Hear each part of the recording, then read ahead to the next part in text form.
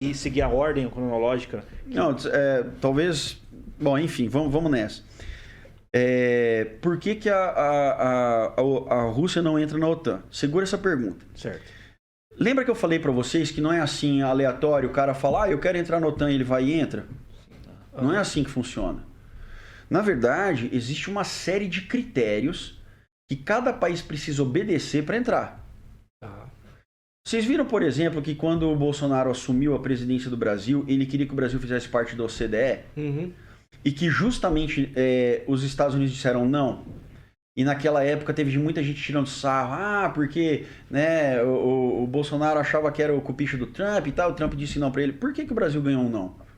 Não tinha os critérios. Não... Porque o Brasil não estava obedecendo os critérios. Por quê? Os critérios com os quais o Brasil documentou o seu desejo de entrada eram insuficientes para ele de fato entrar.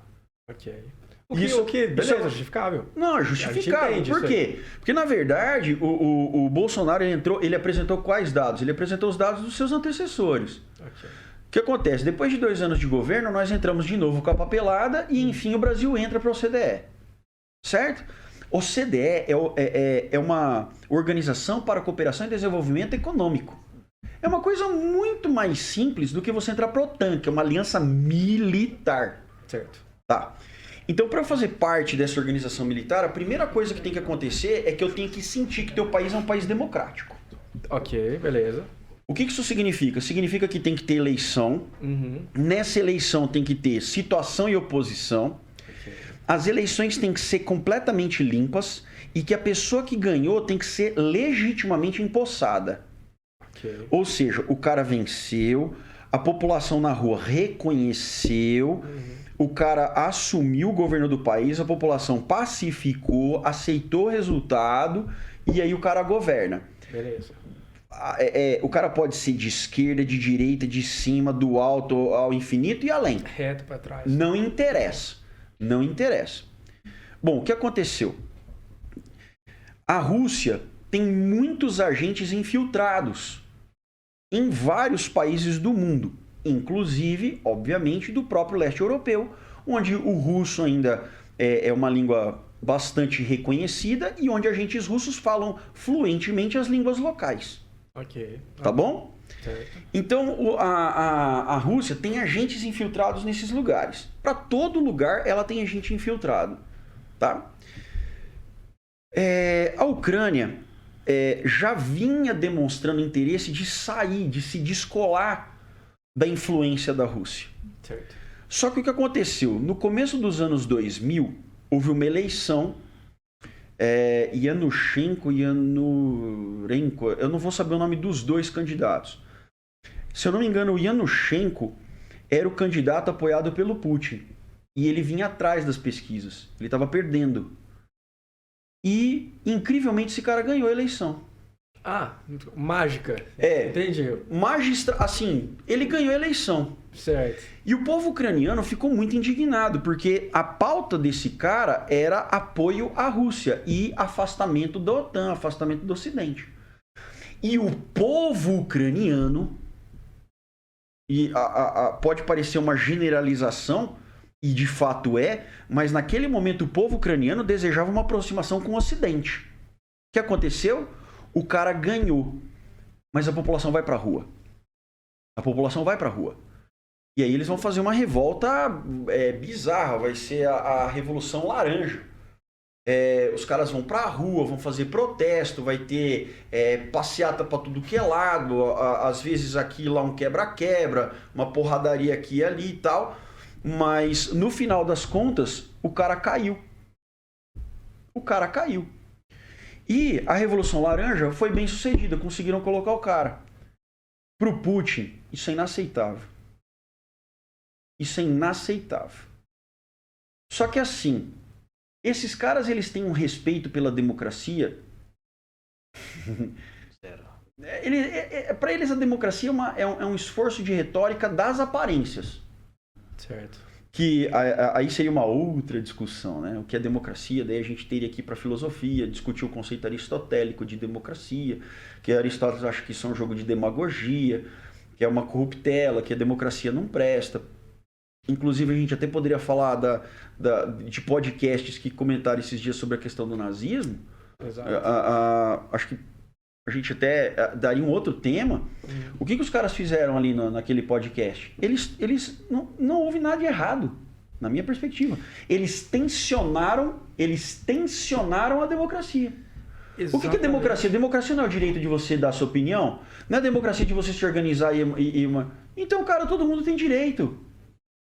Eu entendi esse argumento. A ideia era essa, só que a gente vive numa atmosfera bastante lacradora, então é muito difícil você... Os caras dizimaram. Falar racionalmente sobre isso.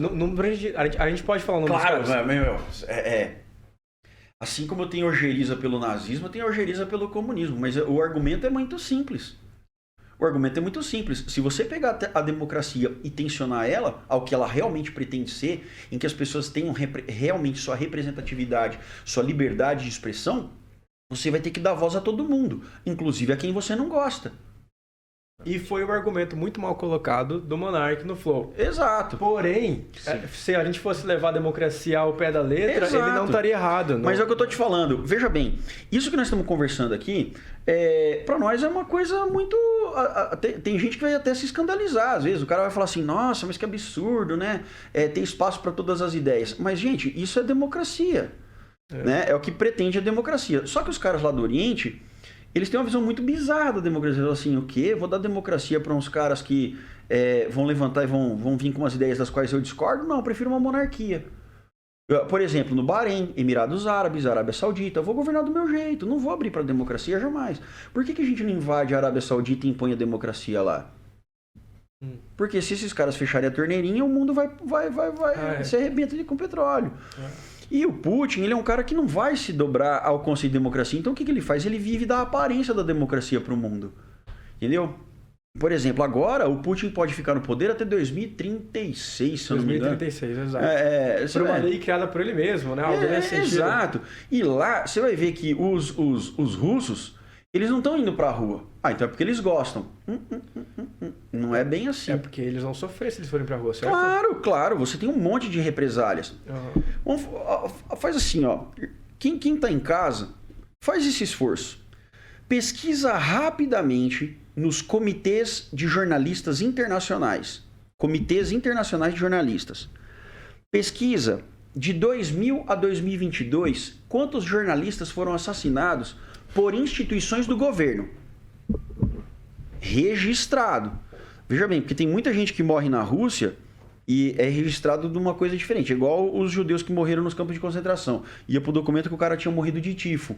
Quando na verdade ele tinha morrido num campo de quando ele tinha morrido numa câmara de gás. Isso foi o que aconteceu com a Anne Frank, por exemplo. Com ela, com a mãe e com a irmã.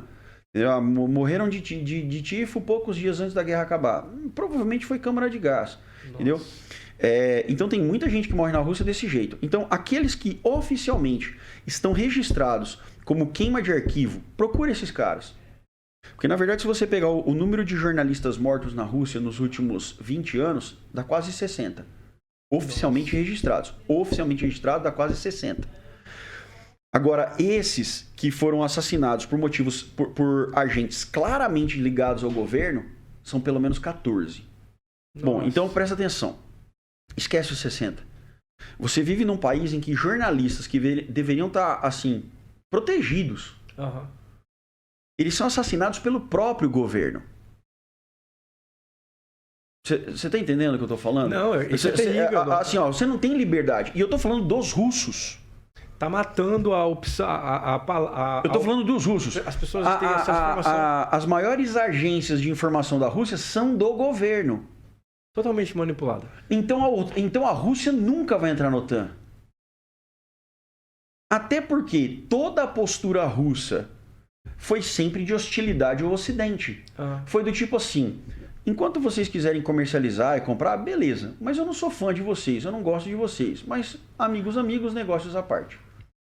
Foi bem isso, né? É assim, a postura... É o que você tá falando com o gás. É que assim, exato, mas é por quê? Porque o Putin ele é um cara muito pragmático. Por isso que eu tô falando pra você, ele não é um cara imprevisível. Muito pelo contrário. Ele é um cara, provavelmente, ele é o cara mais previsível. Ele e o Xi Jinping.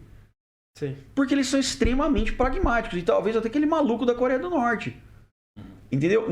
Eu acho que nem Cuba hoje é tão previsível, porque esses dias os cubanos, o governo de Cuba resolveu admitir a céu aberto o mercado negro, que sempre teve lá. Entendeu? Isso foi uma coisa muito, muito nova, né? Mas o Cuba também é um outro assunto. Então, olha que interessante. Nota que a Rússia, ela tem já uma postura anti-ocidental, ela já tem uma postura contra o Ocidente, e ela não tem os pré-requisitos para fazer parte da OTAN. Porque o que acontece? Você tem que ter... Eu só dei um requisito. Eu não vou ficar entrando em todos, não, porque senão a conversa nunca mais vai acabar. A gente falou do voto. A gente só falou do voto da democracia, da prática da democracia. Olha, tem que estar funcionando.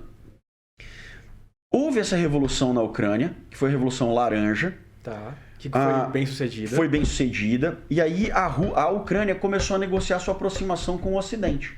Lembra que eu falei para você que o Putin não ia admitir isso? Ele não admite. Então ele começa a encher o saco dos ucranianos. Ele começa a inserir agentes.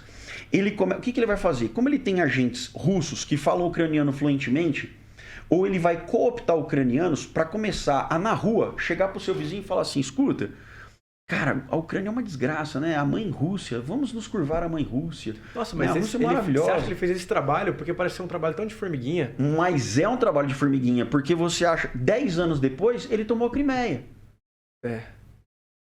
E não precisou de muito esforço, aparentemente. Entendeu? Claro, o que acontece? Qual que é a justificativa para o Putin invadir? Cidadãos russos, pessoas que amam a Rússia e desejam a Rússia, estão dizendo que eles querem a nossa invasão. Então nós vamos invadir e nós reconhecemos o governo de Lugansk e o governo de Donetsk como governos autônomos. É a mesma coisa que ele fez com a Crimeia. Só que a diferença é que a Crimeia fez uma eleição totalmente fajuta.